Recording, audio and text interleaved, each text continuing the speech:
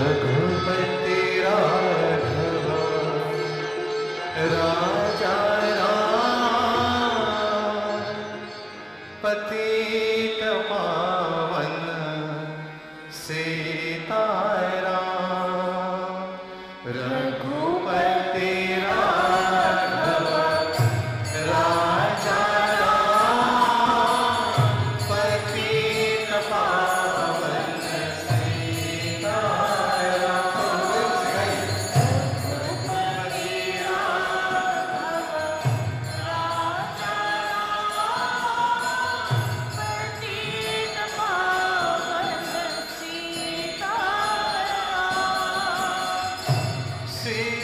सीताराम जय सीताराम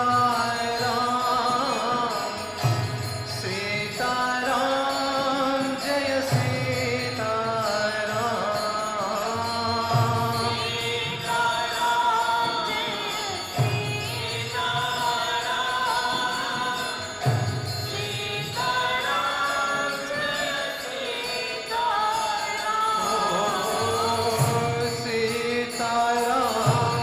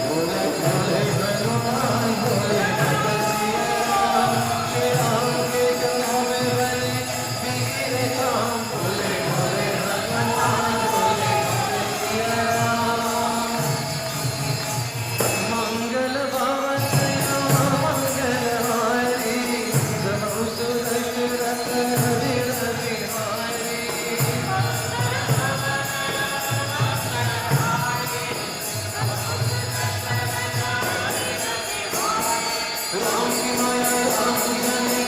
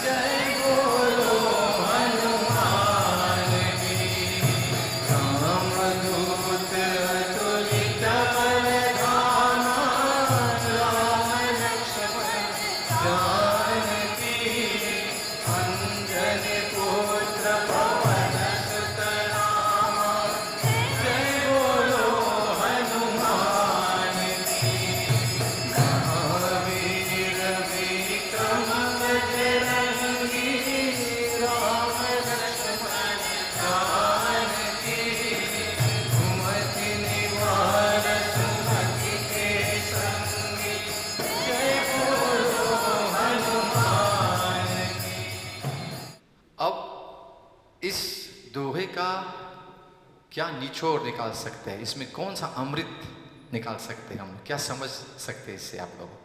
श्री गुरु चरण सरोज रज। अभी ये जो पहला जो पंक्ति, पहली पंक्ति को लेकर हम थोड़ा सा उस पर थोड़ा सा भी चिंतन मनन करते हैं। श्री का मतलब श्री गुरु, यहां पर तुलसीदास जी क्या हमको सिखा रहे हैं कि जो भी कार्य शुरू करने से पहले हमको पहले गुरु की आज्ञा और गुरु की आशीर्वाद लेकर ही आगे हमको बढ़ना चाहिए। अब श्री का मतलब क्या है? अलग अलग यदि दृष्टिकोण से देखें तो श्री, कोई कहते हैं ना ये तो एक उपाधि है, एक टाइटल है किसी को सम्मान देने के लिए। तो यहां पर गोसाई जी दिए होंगे ये शब्द जब उन्होंने इस्तेमाल की श्री। हो सकता है कि वो जब श्री गुरु उन्होंने जब लिखा है तो यहां पर सीता माता के बारे में चर्चा कर रहे हैं, क्योंकि सीता माता का भी नाम है श्री और गुरु भी है सीता माता। क्योंकि ये जो हम लोग आज जो प्रसंग के बारे में चर्चा करने वाले हैं, सुंदरकांड के 16वीं दोहा में आप देखेंगे यहां पर संवाद हो रही है सीता माता और हनुमान जी के बीच में। और वहां पर आप देखेंगे कि हनुमान जी अभी सीता माता से ज्ञान प्राप्त करने वाले हैं और उनको जो कहते हैं ना अष्ट सिद्धि नवनिधि के दाता, अस बर जानकी माता, यहाँ पर जानकी माता अभी उनको ये अष्ट सिद्धि और नवनिधि के जो हैं जो भी शक्तियां हैं उनको जो प्राप्ति होने वाली है, आज ही के दिन मंगलवार ही को सीता माता अशोक वाटिका में उन्होंने हनुमान जी को ये आशीर्वाद दी। इसलिए मंगलवार को ही हम लोग प्रिय, हमारे जो प्रिय राम भक्त है, रामदूत रामदास हनुमान जी के हम लोग हमेशा उपासना करते हैं। ये तो श्री रामचरितमानस में तो वर्णन नहीं की गई है और वाल्मीकि रामायण में भी नहीं है, पर यदि आप लोग कंबन रामायण पढ़ेंगे तो वहाँ पर कंबन मुनि वो दक्षिण भारत के एक महामुनि रहे और उन्होंने भी अपना रामायण उन्होंने जब रची तो उन्होंने ये किस समय जब सीता माता ने ये वर दी हनुमान जी को तो उसका जो तिथि है वो मंगलवार को दी है। अब हम बता रहे हैं आपको श्री गुरु। देखिए ये हनुमान चालीसा है, 40 चौपाइयां हैं, पर एक एक चौपाई को लेंगे तो एक एक कथा हो सकती है। तो आज यदि प्रभु जी की कृपा से एक या दो चौपाइयों के बारे में यदि उनके टीका, खासकर हमारी जो गुरुजन आचार्यगण से जो भी सुने हैं श्रवण किए हैं आप लोग के सामने अभी हम प्रस्तुत करने वाले हैं। तो श्री गुरु अर्थात गुरु, वापस आते हैं हनुमान जी की ओर। श्री क्यों बताया आप लोगों को कि हम लोग बता रहे थे आप लोग कि ये सीता माता को भी हो सकता है कि गोसाई जी तुलसीदास जी लिख रहे हैं सीता माता जी के बारे में। क्यों? क्योंकि हनुमान जी को ज्ञान मिला है उनसे।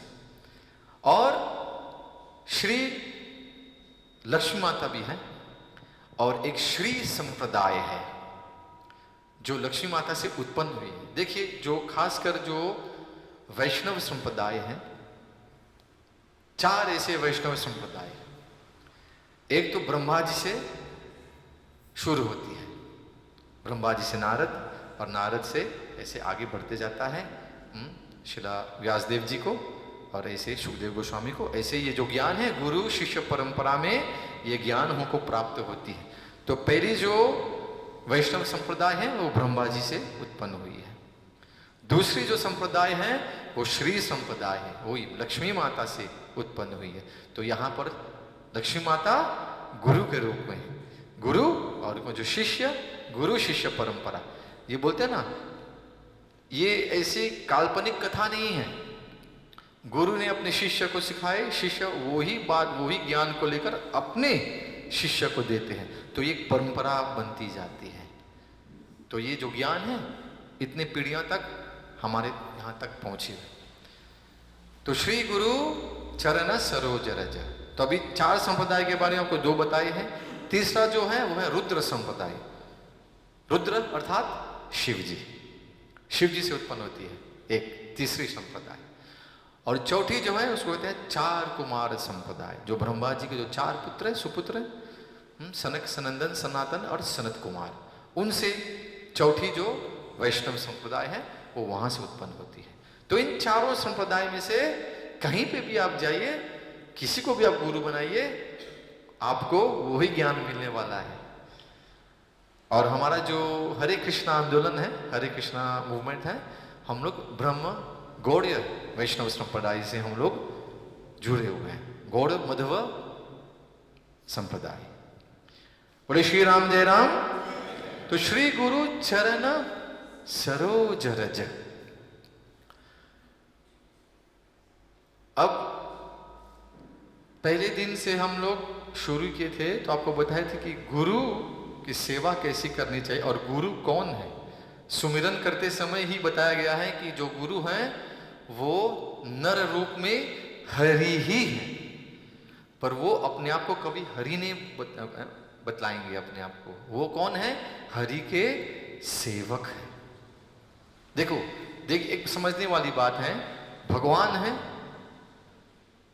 तो भगवान के लिए हम बोलते हैं ना, जो उपाधि टाइटल है, दो ऐसे बोलते हैं, एक तो सेवीय भगवान है और एक है सेवक भगवान। सब तो भगवान ही है, पर एक है सेवीय भगवान जो अंग्रेजी में हम कहेंगे God that needs to be served, और एक है सेवक भगवान, भगवान जो आकर सेवा करते हैं। यदि हम आपके सामने राम लक्ष्मण को खड़े कर दें तो पहले किन के चरण पकड़ने आप जाएंगे? नहीं, लक्ष्मण जी के, क्योंकि लक्ष्मण जी आदि गुरु हैं और आदि गुरु की कृपा से ही आपको राम जी की प्राप्ति होगी। ये है, इसमें कोई बोलते ना, इसमें कोई गुप्त बात नहीं है, ये समझने वाली बात है कि पहले हमेशा गुरु के चरण का जो बोलते हैं रज है ना, यहाँ पे यही गोसाई जी बता रहे हैं, श्री गुरु चरण। और उनके चरण कैसे हैं? सरोज। सरोज का मतलब कमल का फूल। तो गुरु महाराज के जो चरण है ना वो कमल के फूल की तरह दिखता है। और उनके जो रज है, अब कोई बोलेंगे रज का मतलब समझ गए आप लोग? आपके घर में रज नहीं है, आपके घर में कूड़ा करकट है, पर गुरु के चरण में क्या है? रज है। और वो रज से हम क्या कर सकते हैं? निज मन मुकुर सुधारी। हमारा जो मन है ना, हमारा मन कैसा है? इतने जन्मों से हम लोग कहां पड़े हैं? माया में पड़े हैं, भूल गए हैं प्रभु को। 84 लाख योनियों में भ्रमित करने के बाद, भ्रमण करने के बाद भी हम लोग प्रभु जी को याद नहीं करें, प्रभु जी की सेवा नहीं करें। तो इसीलिए हमारे पुराणों में बताया गया है, हमारे शास्त्रों में बताया गया है कि कौन है वो भाग्यवान, कौन है भाग्यवान, कौन है भाग्यवान। भाग्यवान का मतलब समझते हैं? अंग्रेजी में क्या कहते हैं? फॉर्चुनेट। Who is fortunate? ब्रह्मांड भ्रमिते कौन भाग्यवान जीव। इस ब्रह्मांड में इतने जीव हैं, 84 लाख योनि में भ्रमित हो रहे हैं। देवता देवियां हैं, नाग लोक में कितने नाग हैं और अन्य कितने हैं, ऐसे असुर भी हैं। समझ गए आप लोग? तो इतने सब शरीरों में भ्रमण करके ब्रह्मांड भ्रमिते कौन भाग्यवान जीव, गुरु कृष्ण राम प्रसादे पाए भक्ति लता बीज। उनको भक्ति लता बीज मिली भगवान श्री कृष्ण, भगवान श्री राम के प्रति भक्ति करने का। किन्होंने दी? गुरु ने दी। तो यहां पर इसीलिए शुरुआत में गोसाई जी ने गुरु के बारे में और खासकर गुरु के चरण कमल अर्थात चरण सरोज के जो रज है उसके बारे में उन्होंने चर्चा की है। और निज मन मुकुर सुधारी, सुधारने के लिए, क्योंकि हमारा जो मन है, हमारा जो हृदय है, उसको बताया गया है दर्पण की तरह। सुबह सुबह आप लोग जब जागते हैं तो आप लोग कहाँ जाते हैं? स्नान करने के बाद माताएं खासकर क्या करती हैं? प्रभु लोग तो नहीं जाते होंगे, जाते होंगे तो ठीक है, हम तो नहीं जाते हैं, कोई फायदा नहीं, क्योंकि बाल भी नहीं तो क्या देखेंगे उसमें, तो हमको थोड़ी 16 श्रृंगार करने हैं। पर जो माताएं हैं आप लोगों को 16 श्रृंगार तो करनी ही है, तो आपको जाकर दर्पण के सामने अपना श्रृंगार करना है। तो अब देखिए दर्पण में यदि धूल लगी है तो आपको दिखेगा? बोलते ना आपका जो सुंदर मुखड़ा है दिखेगा वहां पर? नहीं दिखेगा। तो इसलिए उस दर्पण को साफ करना है। तो उस दर्पण को कैसे अभी साफ करने के लिए गोसाई जी बता रहे हैं, गुरु के चरण के रज लेकर अभी उसका चेतो दर्पणम मर्जनम करना है, इसे निज मनम मुकुर सुधारी। अब बड़नऊ रघुवर बिमल जिसु, यहां समझने वाले हैं कि अब ये रघुवर कौन है। कौन है रघुवर? रघुवर तो प्रभु राम है। अब रघुवर का मतलब यह है कि जो रघुवंश में जन्म लिए हैं या जो अपनाए गए हैं रघुवंश में। कितने बार हमने सुना है, अब ये जो कथा हम लोग आज पढ़ने वाले हैं उनके बारे में थोड़ा खंडन करने वाले हैं बाद में। सीता माता और हनुमान जी के बीच में वार्तालाप। तो जब हनुमान जी मिलते हैं सीता माता से, तो सीता माता कौन से शब्द इस्तेमाल करती है? उनको पुत्र कहलाते हैं। तो अर्थात हनुमान जी कौन बन गए? सीता माता के पुत्र। अब हमारे प्रिय भगवान श्री राम जी भी जब मिलते हैं हनुमान जी से, जब हनुमान जी संदेशा लेकर आए लंका से कि सीता माता कैसी है, तो मिलने के बाद क्या बताए, कौन से उनको क्या कौन से शब्द का इस्तेमाल कर इनको बुलाए, कैसे बुलाए उनको? उनको भी उन्होंने भी पुत्र कहा। इसी यहां ये जो रघुवर है ना, हनुमान जी के लिए भी लागू है, क्योंकि माता पिता के पुत्र कौन से वंश से रहेंगे? रघुवंशी से रहेंगे ना, हाँ या नहीं? सुंदर कथा आती है, जब पुत्र कामेष्टि यज्ञ संपन्न हो जाती है तो अग्नि से जो देवता उत्पन्न होते हैं तो क्या लाकर देते हैं? महाप्रसाद, पयसम देते हैं राजा दशरथ जी को और कहते हैं कि जाकर अपने 3 जो पटरानियां हैं उनको आप महाप्रसाद दे दीजिए और वो लोग गर्भ से हो जाएंगे। पर उसी समय ये सुंदर कथा है, इसमें वर्णन की गई है कि गरुड़ जी को ये सेवा मिली थी कि वो आकर जिस समय राजा दशरथ के हाथ में पूरा महाप्रसाद आया तो आकर थोड़ा सा वो लेकर चले गए। उनको समझ भी नहीं आया राजा दशरथ जी को, जैसे हाथ में महाप्रसाद आया ना, वो जा ही रहे थे कौशल्या माता के यहाँ, कैकेयी माता के यहाँ और सुमित्रा माता के यहाँ, तो बीच में कौन आ गया? गरुड़ जी आ गए, आकर थोड़ा सा लेके चले गए और पता नहीं क्या हो गया। क्या हुआ? देखा जाए तो अयोध्या से वो किष्किंधा की ओर आए, क्योंकि किष्किंधा में अंजना माता तपस्या कर रही थी और पवन पुत्र पवन देव के आशीर्वाद से और गरुड़ जी आकर उन्होंने ये महाप्रसाद उनकी झोली में डाल दिया और पवन देव ने वो महाप्रसाद को बोलते हैं ना, उनके माध्यम से ये प्रसाद अंजना माता के हाथों में आ गई और अंजना माता समझ गए कि ये प्रभु जी के ही महाप्रसाद है और प्रसाद पाने के बाद ही उनको हनुमान जी अर्थात मारुति उनके गर्भ से उनका जन्म हुआ। तो ये बहुत सुंदर ऐसे बातें हैं समझने के लिए कि यहां पर रघुवर, तो क्या कह सकते हैं कि हनुमान जी भी रघुवर हैं, रघुवंशी हैं हनुमान जी, हाँ या नहीं? क्योंकि एक ही महाप्रसाद से उत्पन्न हुए और दोनों सीता माता और राम जी दोनों उनको पुत्र कहलाते हैं। मेरे श्री राम जय राम, मेरे बजरंगबली की। अब बाद में भक्ति करने के लिए हमारे में ऐसे कुछ गुण होनी चाहिए। कौन से गुण?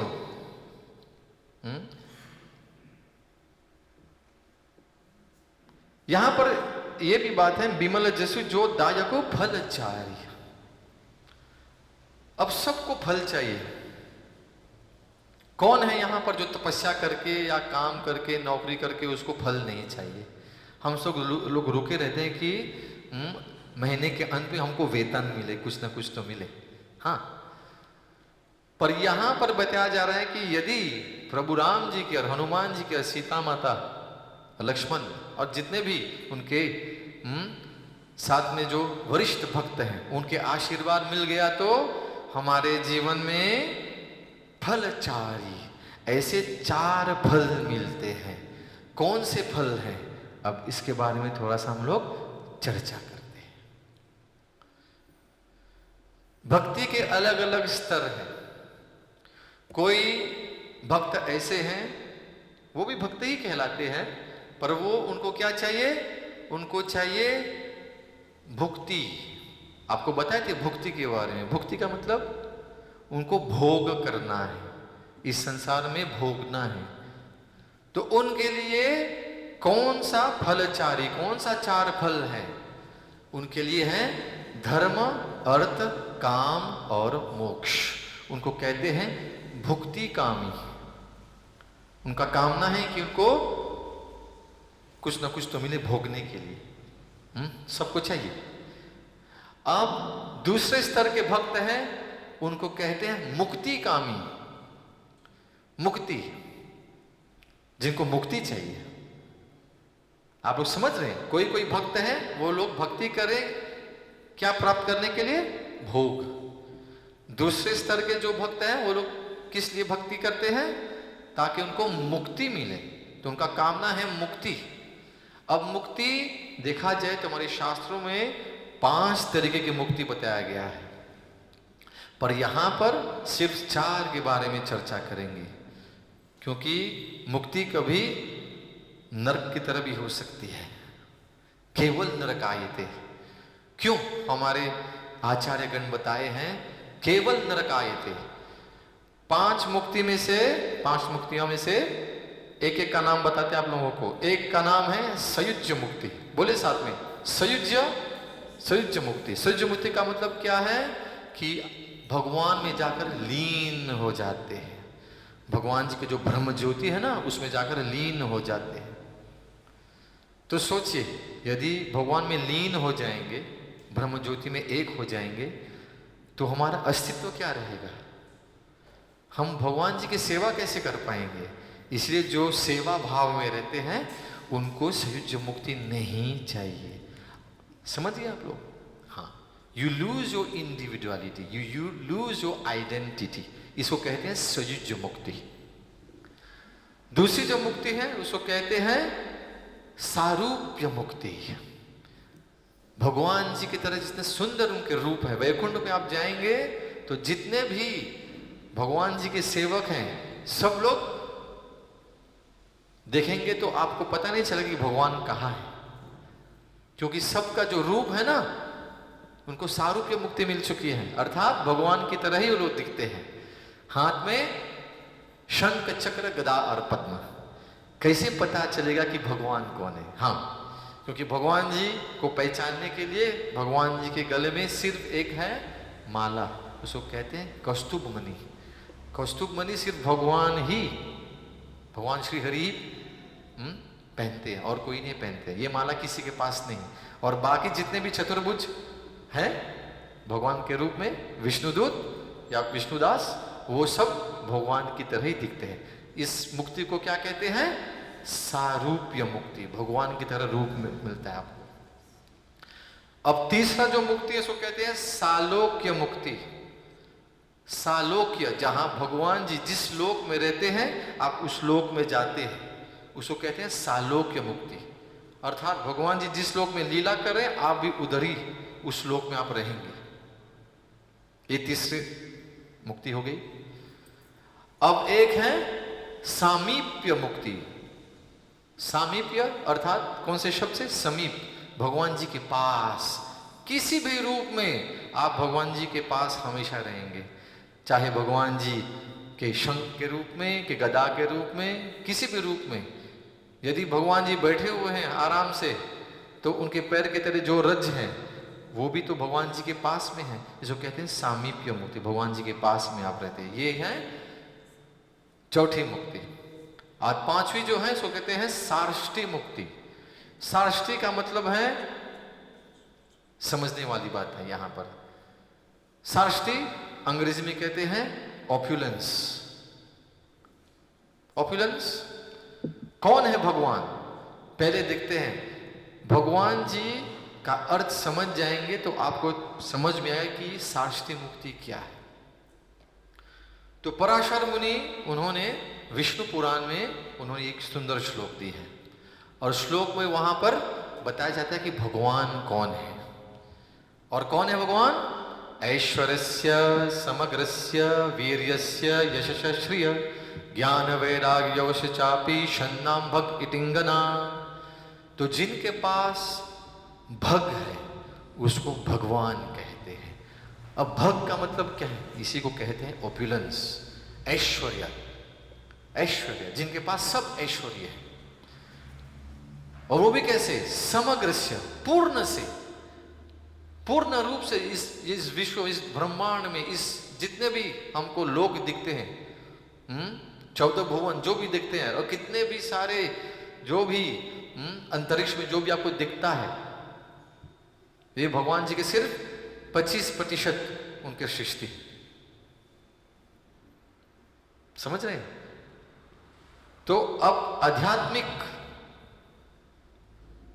आध्यात्मिक संसार कितना है? इससे 3 गुना।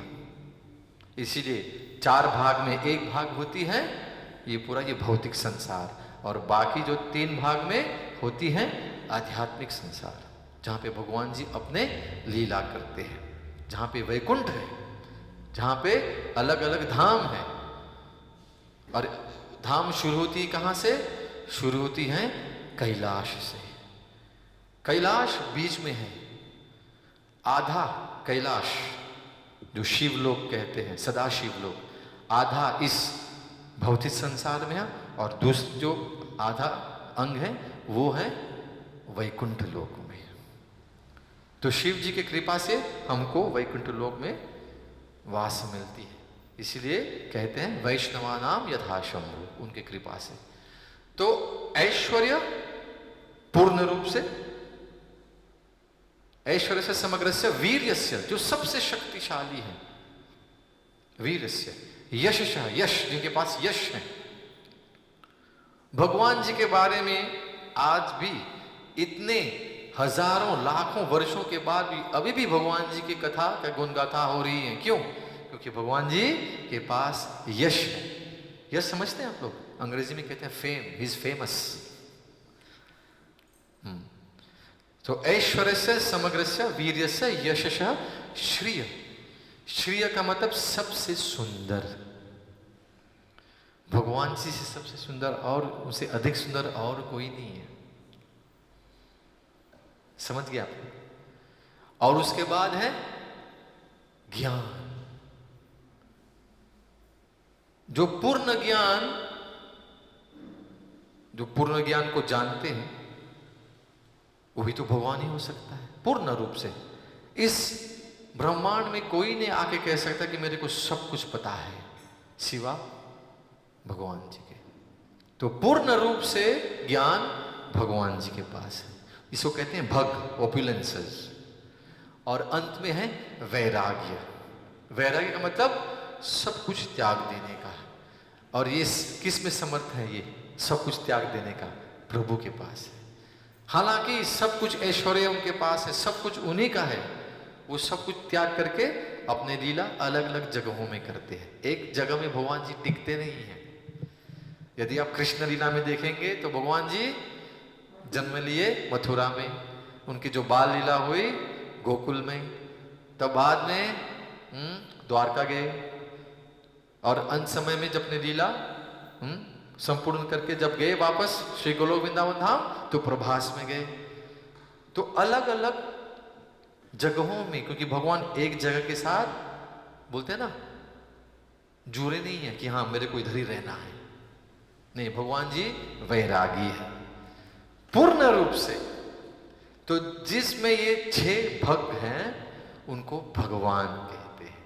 और ये जो भग है ना, इसी को कहते हैं सार्ष्टी। यदि आपके पास है तो ये भी एक मुक्ति है। जिनके पास बहुत ऐश्वर्य है, जिनके पास बहुत ज्ञान है, पर जब ज्ञान बता रहे हैं इसका मतलब नहीं भौतिक संसार की ज्ञान नहीं, जन ज्ञान की तरह हम लोग चर्चा नहीं करें। आपको क्या बताए थे कौन सी ज्ञान है?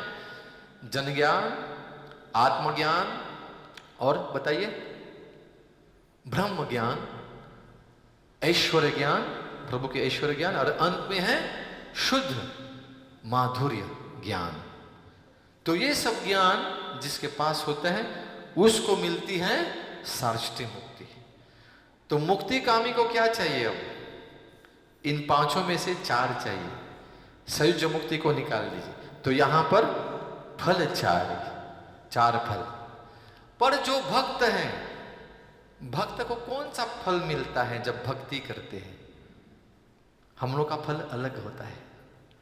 शुरुआत में भगवान देते हैं धर्म, धर्म के पथ पर चलना है हमको, क्योंकि आपको बताए है ना, सब कुछ छोड़ के चला जाता है। हम लोग को सुनाए थे आप लोगों को, कौन चलता है? चला लक्ष्मी, चलम प्राणम, उसके बाद चला जीवत यौवनम, चला चलेत संसारे, धर्म एक ही निश्चलम। धर्म हमको कभी छोड़ के नहीं जाते, बाकी सब छोड़ के चले जाते हैं। तो जब हम लोग भक्ति करते हैं तो हम अपने धर्म के बारे में हमको भगवान जी ज्ञान देते हैं।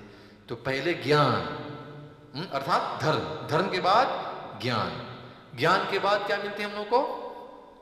योग, अर्थात भगवान जी में लीन होने का, अर्थात भगवान जी के साथ, योग का मतलब क्या है? भगवान जी के साथ संबंध बनाने का, टू कनेक्ट विद गॉड, उसको योग कहते हैं। और अंत में रहता है जप। तो भक्त को ये 4 मिल गया, धर्म, ज्ञान, योग और जप। तो भक्त बहुत आनंद में अपने जीवन बिताते हैं। तो अलग अलग श्रेणियों के भक्त होते हैं। इसे आपको अभी बताए कि विमल जसु है, बरनऊ रघुवर विमल जसु, जो दायक फल 4 फल देते हैं प्रभु। गुण गाथा करेंगे हम लोग और श्रवण करेंगे, तो उसका फल क्या होता है थोड़ा सा हम लोग पढ़ते हैं साथ में, ठीक है? तो दोहा संख्या 16। सुनो माता शाखा मृगा, नहीं बल बुद्धि विशाल, प्रभु प्रताप ते गरुड़ ही, खाई परम रघुब्याल, सियावर रामचंद्र की जय, उमावर शंभुनाथ की जय, बोलो रे भाई बजरंग बली की जय, शरणागतो हरे।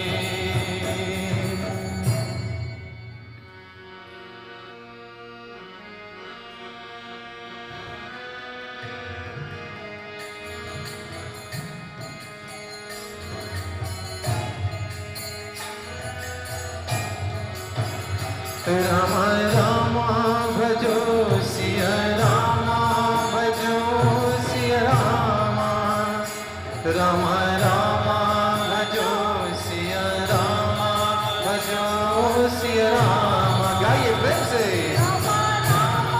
दोनों हाथों से आप लोग सेवा की।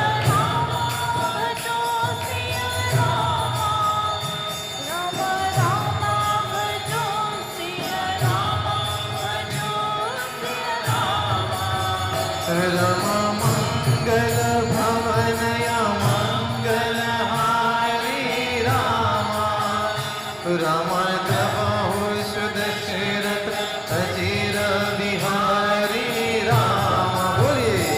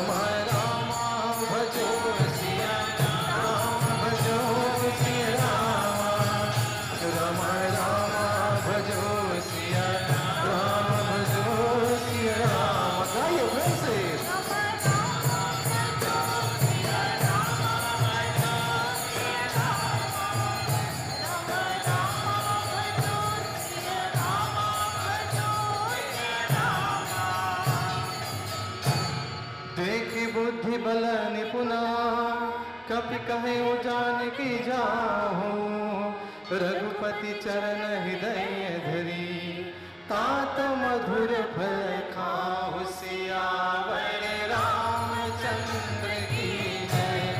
उमावर शंभुनाथ की जय। बोलो रे भाई भजन बली की जय। शरणागत मित्र बोले श्री श्री सीताराम लक्ष्मण हनुमान की, उमापति शंभुनाथ की, बोले पवन पुत्र हनुमान की, आप सभी संतन की जय जयकार हो। जय श्री राम। तो प्रिय भक्तगण, कथा तो यहाँ पर संवाद होने वाली है सीता माता और हनुमान जी के बीच में। पर उससे पहले समझने वाली बात है, आपको सुना भी चुके हैं पहले कि सुंदरकांड कहां से शुरू होती है। जब हनुमान जी लंका की ओर प्रस्थान करते, अर्थात जब जामवंत जी के द्वारा उनका पूरा जो भी बल, क्योंकि उनको शाप मिली थी ना बचपन में कि इतनी शक्तियां उनके पास, फिर भी वो उनका अच्छे उपयोग नहीं कर रही है, इसीलिए बताया गया था। देखिए यहाँ पर ये शाप नहीं था, ये बस बोलते हैं ना, जब छोटा बच्चा नटखट होता है तो अच्छा होता है कि वो उसको ज़्यादा कुछ न दें, क्योंकि वो अच्छा इस्तेमाल नहीं करेगा, उसका अच्छा बोलते हैं ना सेवा में नहीं डालेगा।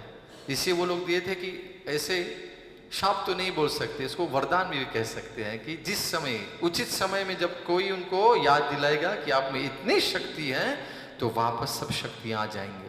तो उसी समय जामवान जाकर उनको बताए कि देखिए पवन पुत्र हनुमान, आपका जन्म हुआ है प्रभु श्री हरि के सेवा के लिए, आप में इतने गुण हैं, आप में इतने शक्ति हैं, आप जाइए और विजय होके आइए।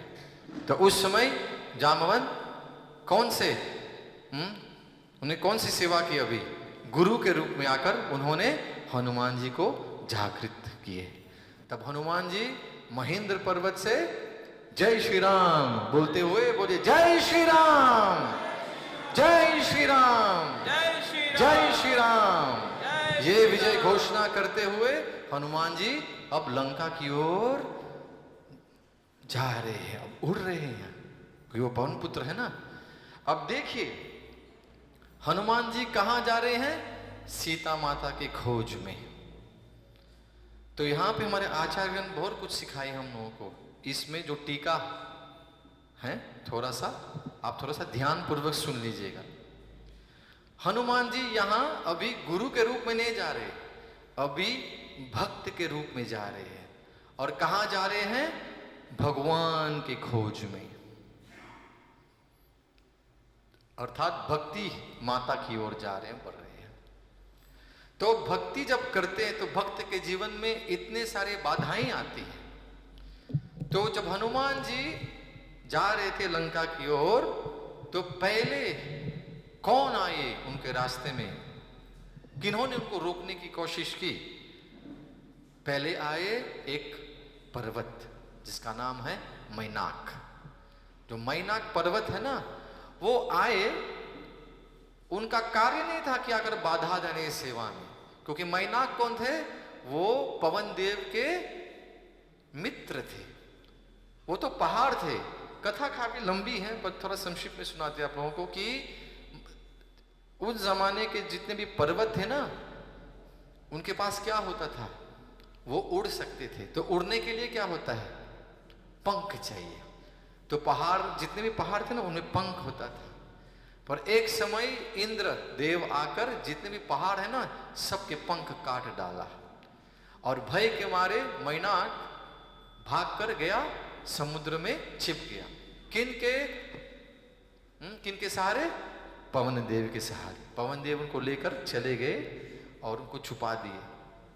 तो जब उनको पता चला कि प्रभु राम के उत्तम कोटि श्रेणी के भक्त हनुमान जी सेवा करने के लिए जा रहे हैं, तो उन्हें सोचा कि ये मेरे मित्र का पुत्र है, ये पवन पुत्र है, तो उसको थोड़ा सा मैं कुछ सहारा दे दूं।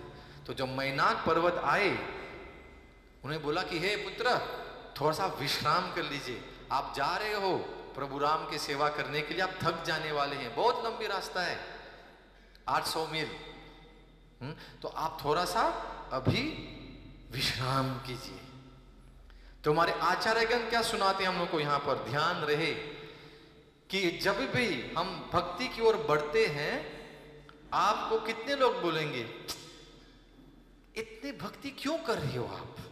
हमारे खुद के परिवार के आकर बोलेंगे इतना ज्यादा भक्ति नहीं करना चाहिए, आराम से करो ना, थोड़ा आराम से सो, क्यों सुबह सुबह जागते हो इतना जल्दी, माला जपते हो, एकादशी व्रत रखते हो, आराम से करो, भगवान सब कुछ समझते हैं। तो अर्थात आराम की जिंदगी बिताने के लिए सब लोग आपको प्रोत्साहित करते हैं।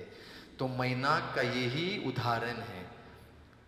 वो बाधा नहीं डाल रहे, फिर भी भक्ति में देखा जाए तो क्या है, ये बाधा नहीं तो क्या है, क्या कह सकते हैं आपको आगे बढ़ने में? क्योंकि हमारे जीवन में यदि हम लोग सुस्त रहे, आराम करें, तो भक्ति होगा? कभी नहीं होगी भक्ति हमारे जीवन में।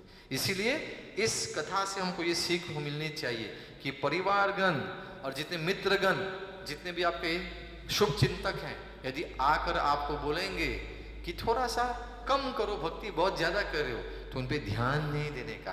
तो ठीक उसी तरह मान आदर प्रणाम करते हुए हनुमान जी आए, उनको स्पर्श करके हाथ से छूकर अर्थात आशीर्वाद लेकर फिर से वापस चले गए ऊपर। उन्होंने बोला कि प्रभु जी के सेवा में कोई विलंब नहीं आने चाहिए, देर नहीं होनी चाहिए, इसलिए आपकी सेवा के लिए बहुत धन्यवाद, मैं आगे बढ़ता हूँ। श्री राम राम राम राम सत्य राम राम राम चेतन अचेतन सब राम है राम है राम है राम है। श्री राम राम राम राम सत्य राम राम राम चेतन अचेतन सब राम है राम है राम है राम है। श्री राम राम राम राम राम राम राम राम राम राम राम राम राम राम राम। विश्व का है युद्ध आज, विश्व का है युद्ध आज, युद्धपति कवि श्रेष्ठ आज, युद्धपति कवि श्रेष्ठ आज, राक्षस राज को उखाड़ दे उखाड़ दे। रघुवीर सामने रावण, वीर सामने रावण, रघुवीर सामने रावण, वीर सामने रावण। धर्म के सन्मुख अधर्म, धर्म के सन्मुख अधर्म, धर्म के सन्मुख अधर्म। धर्म के सन्मुख अधर्म, एक बाण से ही बस मार दे, मार दे। राम राम राम राम सत्य राम राम राम, चेतन अचेतन सब राम है, राम है, राम है, राम है।